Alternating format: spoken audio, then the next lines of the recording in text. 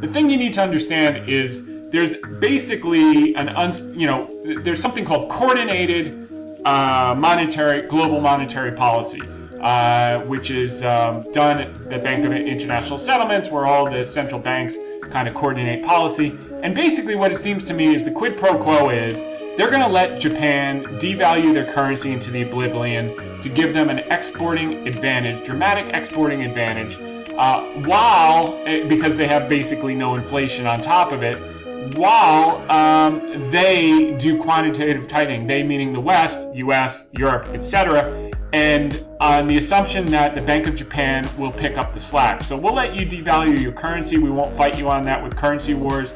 You'll get an export advantage. They'll give you a competitive advantage over China on the export front.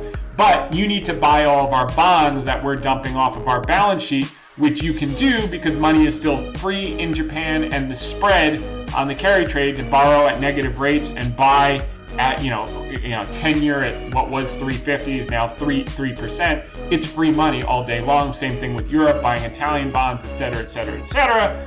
And it will allow them to inflate away their unsustainable debt to GDP ratio. That's what most of the Western world is trying to do, by the way, is their debt to GDP ratios have become very high along the lines, and in many cases higher than post-World War II.